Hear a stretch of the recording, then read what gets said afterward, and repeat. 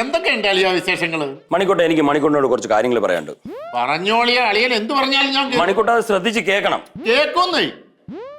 മണിക്കൂട്ടിന് ഇപ്പൊ 46 വയസ്സായി. പിന്നെ കർക്കടകത്തിലെ മൂല നാളല്ലേ ഈ വർണ്ണ കർക്കടകം 17-ന് 47 തികയും. ഒരു കാലം പോയ പോക്കേ ഇന്നാളാന്ന് തോന്നുന്നു. ആട്ടെ, അളിയനിപ്പോ എത്ര വയസ്സായി? അതല്ലല്ലോ ഇവിടുത്തെ പ്രശ്നം മണിക്കൂട്ട. പിന്നെന്താ അളിയ ഇവിടെ പ്രശ്നം? പുലിനട കുടുംബക്കാര് പ്രമാണിമാരാണ്. ആണല്ലോ. വസ്തുവകകളും ഉണ്ട് ഇഷ്ടം പോലെ. അതിന്റെ പേരിൽ ചില പ്രശ്നങ്ങൾ നടന്നിട്ടുമുണ്ട്. ചില പ്രശ്നങ്ങളോ? എത്ര സെറ്റപ്പ് അടി ഞങ്ങൾ അവിടെ നടത്തിയിരിക്കുന്നത്. ഓ, അതൊക്കെ ഒരു കാലവടി മോളെ. ഇപ്പോഴും ഓർക്കുമ്പോ വേണ്ട എന്റെ ശരീരം കുരുത്തിരിക്കുക. ആ കോരി തെരിപ്പിനി വേണ്ട. മണിക്കൂട്ടിന്റെ പ്രായത്തെ പറ്റി ആലോചിക്കണം. ആലോചിക്കാനൊന്നുമില്ല അളിയ, ഞാൻ ഒറ്റത്തടിയാ. എനിക്ക് ആകെപ്പാടെ ഒരു ചിന്തയുണ്ടെങ്കിൽ നിൽക്കുന്ന എവളെ കുറിച്ച് മാത്രമാ. അപ്പൊ ഞങ്ങളെ കുറിച്ചൊന്നും ചിന്തയില്ലേ? അയ്യോ, നിങ്ങളും അവന്റെ ചങ്കും കേരളമല്ലയോ? മണിക്കൂട്ട, ഞാൻ പറയണൊന്ന് കേക്ക്. ആളിയം പറ.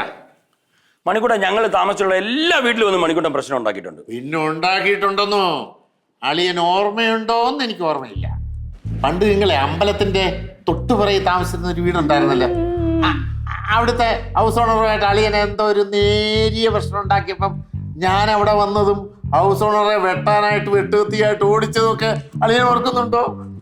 അയാൾ ഓടിപ്പോയ വഴിയെ പിന്നെ പുല്ല് കളിച്ചിട്ടില്ല മക്കളെ. ആ കേസിൽ നിന്ന് തലകൂരാനായിട്ടൊക്കെ അവന്റെ കൈയും കാലും പിടിച്ച് എത്ര പാടുപെട്ടെന്നറിയുമോ? ഇത്തരം കാര്യങ്ങൾക്കല്ലേ അളിയാ നമ്മൾ പാടുപെടേണ്ടത്. പിന്നെ മാമ, എന്താ മോളെ? മാമ ഒന്ന് സൂക്ഷിക്കണം. എന്തിന്? ചിലപ്പോ ആ ഓട്ടോക്കാരൻ ഓട്ടോ യൂണിയൻകാരെയും കൊണ്ട് ഇങ്ങോട്ട് വരും. വരട്ടെ, വരണമല്ലോ. വരണമെന്നാ എന്റെ ആഗ്രഹം. അങ്ങനെ വരികയാണെങ്കിൽ ആദ്യം ഈ കഥ കടച്ചിട്ടേക്കണം. എന്നിട്ട് നിങ്ങള് അകത്ത് മുളക് വെള്ളം കലക്കി കൈ വെച്ചേക്കണം. കഥ അങ്ങോട്ട് തുറന്നിട്ട് അവന്റെ മോന്തക്കോട്ട് വെച്ചു കൊടുക്കണം. ബാക്കി കാര്യം മാമനേറ്റ് മക്കളെ.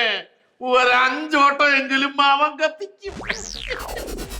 മണിക്കൂട്ട, വാടക വീടല്ല, സ്വന്തം വീടാണ്. അപ്പൊ ഇവിടെ മാന്യമായിട്ട് ജീവിക്കണം. നമുക്ക് മാന്യമായിട്ട് ജീവിക്കണം. അത് പാടില്ലളിയാ.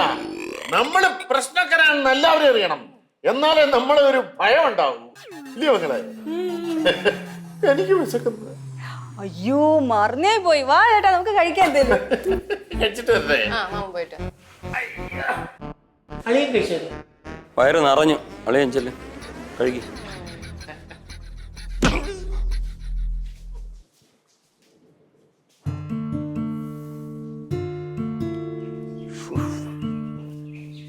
ഇടവും ബലവും അറിഞ്ഞൂടാത്തൊരു വെട്ടുപോത്ത്.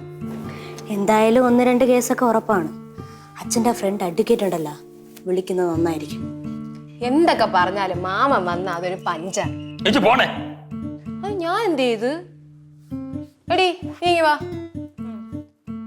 മാമ, ഓട്ടോ കത്തിക്കാൻ പെട്രോൾ ആണോ മണ്ണെണ്ണയാണോ നല്ലത്? പെട്രോള് മതി. അതാണെങ്കിൽ നിന്ന് കത്തും. നിന്റെയൊക്കെ മുഖത്ത് നോക്കി എങ്ങനെ ഇവിടെ വരില്ലെന്നും പറയും.